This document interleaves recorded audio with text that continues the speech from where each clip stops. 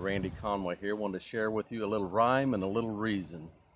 And the rhyme that's coming up, I would like to introduce to you. It's called Darkness Grows. And we've had some feedback from people saying, you guys that call yourselves watchmen always talk about the same things. And the reason is because the same things continue to grow. And they have since the fall of man. The inspiration behind the evil that we see in the world today has not changed. And it hasn't ceased to grow. We still kill 126,000 babies every day. The deep state's still growing. We're still on the cusp of war. Those things, those evil seeds that were planted have grown and grown and grown, and they continue to grow, and the darkness grows. And I'd like to share with you this poem, Darkness Grows.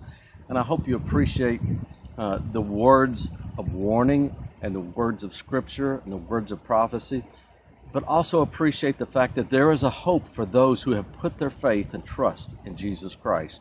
Because as much as there is darkness growing, there is a light of the world that gives us hope. And this poem is called, as I said, Darkness Grows. And my hope and my prayer is that those who watch it will dig a little deeper, seek the truth while it may still be found. Darkness grows. Light is slipping away, and darkness is steadily growing. Faith is slipping away while evil seeds were sowing.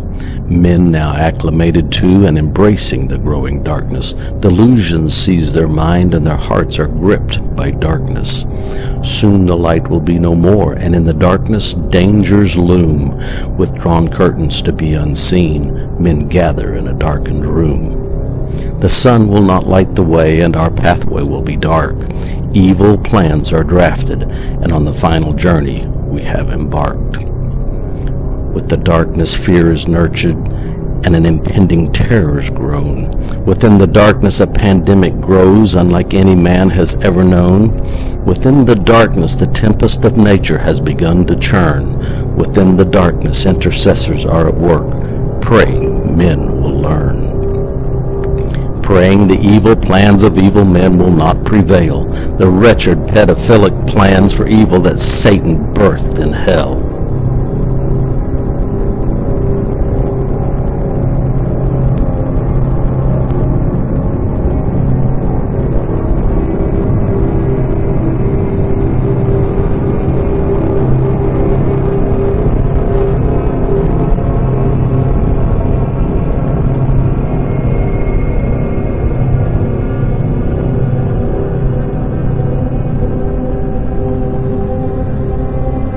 Now from the darkness grows a famine. Can you hear the hungry cry? And God says, "You have not returned to me." And he questions, why? From the darkness comes a mighty wind, blowing across the land, destroying all that's in its path, devastation on every hand. And God says to the man, "You have not returned to me." From the darkness he has called to us while we refuse to hear or see. Out of the darkness the water rises and there comes a massive flood. Men seem hungry now for human flesh with a lust for spilling blood. God cries out again to man, "You have not returned to me." While rulers sit in darkened rooms, nations planning in futility. With intensity a fire burns inside the darkness, the flame, it yields no light. And God says, "You have not returned to me, and yet I offer sight." Inspired by darkness, the plans of men become the plans of war. But when the war is realized, their planning will be no more.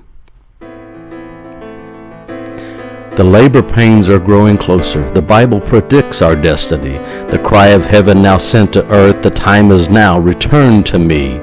The darkness will be dispelled by an everlasting light. There will be no need of the sun by day, nor the moon at night.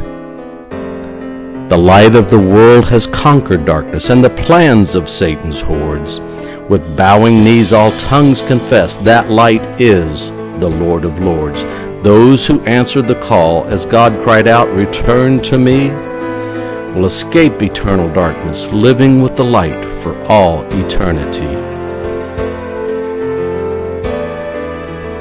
Sadly, many believe they will never see the darkness because they will be snatched away. And while it's true that Yeshua is returning, who can know the hour and who can know the day? Our eternity can be certain. The end has been prophesied and will not be swayed. But the darkness must come first. Now is the time that people must humble themselves.